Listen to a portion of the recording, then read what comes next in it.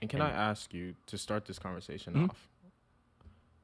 What, like, so people understand money. They're like, okay, I use money and stuff like this. It's a dollar bill in my pocket, but like, what are like the functions of what are the functions of money? Because I think people only understand money as, me and you are going to pay. I'm going to pay you for you doing a service or giving me a product. But Right. can you elaborate on what the functions of money are? For sure. The three functions of money are: one, it needs to be a medium of exchange; two, it needs to be a store of value; and three, it needs to be a unit of account.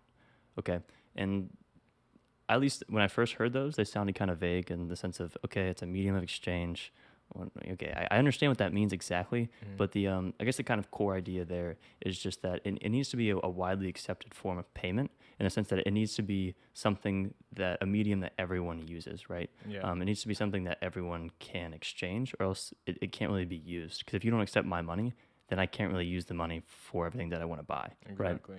And then store of value just being that if your money is constantly changing its value over time, if my $20 is not worth $20 tomorrow, that's a real issue, right? We can't have that, because then how are you going to buy anything or be able to buy anything in the future if your money is changing value constantly? And I want to add to, in the store of value, there's two ways you can look at it. The short term, which is, am I going to, like you said, am I going to be able to buy something today in the same price or relatively about the same price in about a month from now?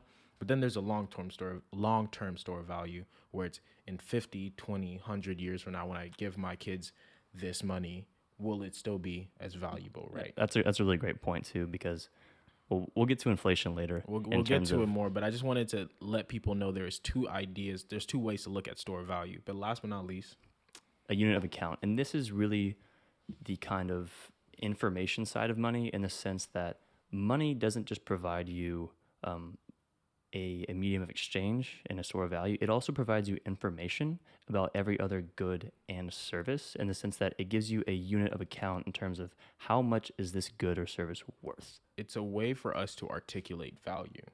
Exactly. That's a really great way to put it. Simply, yeah, to put it. It's a way for us to articulate value, because it's like we can both be like, okay, I want this car.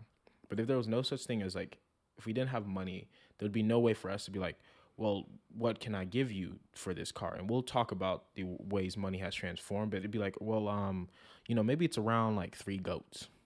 3 goats. Who knows? I don't know why. I don't know. Unit of account, simply put, it's a way for us to articulate the value of something. Exactly. And so kind of related to the functions of money are these various properties of money that will actually help us understand the functions of money even better, or just kind of explain them in a deeper manner.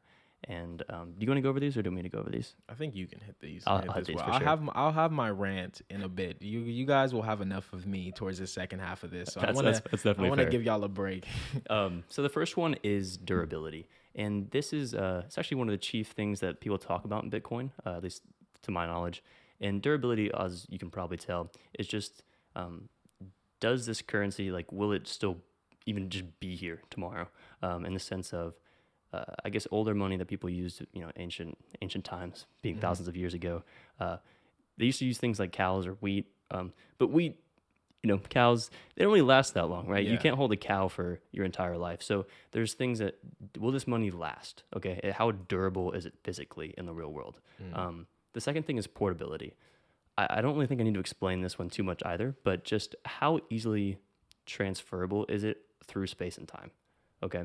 Can I easily transport $1 across space and time? Or, that's why we moved to fiat currency in a way, because heavy metals they're heavy. they're obviously. And that's why banknotes and paper notes came, because it's like, who wants to carry around a pound of gold? Just like, oh, you want to make a huge payment? Not happening. The third thing is divisibility. So the money needs to have varying degrees of, how do I say this? Value, really. Yeah, really value. I think it's the best term. Because if you only use one unit, then it's very difficult to buy different things, because different things have even just different levels, different stratosphere of value. So it needs to be extremely divisible to be able to buy those different levels of goods and services. And the way to think about this, an example you added was, so we have a 20, but if, let's say, everything was only denominated in $20 bills, like you couldn't get any smaller than $20 bills.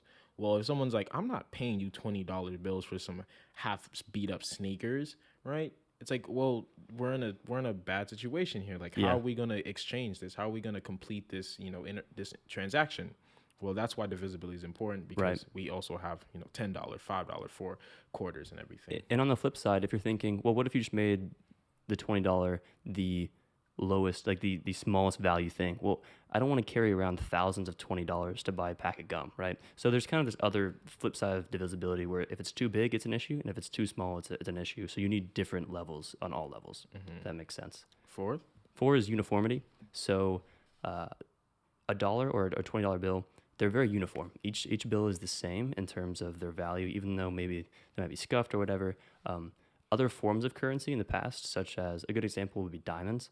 Diamonds come in all different shapes and sizes. So for me to value how much a diamond is worth is very difficult, because if it's a different shape and a different size for each diamond, then it's like, well, how much is that actually worth? And You don't really know. and that's why when gold was the money, the standard money at the time, you always had to weigh it, because you couldn't just simply look at it. And that's one of the values of having like a dollar bill or something. It's like you can just look at it and you instantly know what the value is, instead of us having to sit here and weigh it out before we complete a Right. transaction. And then the next one is going to be limited supply or scarcity. And this is important because, just thinking on a logical basis, if you have an infinite amount of money, that means the money is technically like it has no value at all, because there's an infinite amount. There is no constraint on what the money actually means to society, because And I'll, there's so much that it doesn't even matter, right? So we and need a scarcity to give value to what the money actually means in terms of a good or a service. And I think this plays more to the fact of us as humans, that we don't value something unless it is scarce. Yeah, Those that's new a great J's point. that drop, people only really care about them because they know they're not finna drop again. So we'll get deeper into what actually is money and why do we even care about this thing called money. And Last is acceptability. We kind of touched on this already, but how does the money is it used or recognized by everyone in a society or a group of people, right? Because if it's not recognized, obviously that's a real issue. If I'm trying to buy something from Mel and he's like, yeah, your money doesn't mean anything to me, well, then I can't buy anything. So those are the six, just to reiterate. So, because I know we all got short-term memory: durability, portability, divisibility, uniformity, limited supply or scarcity, and acceptability.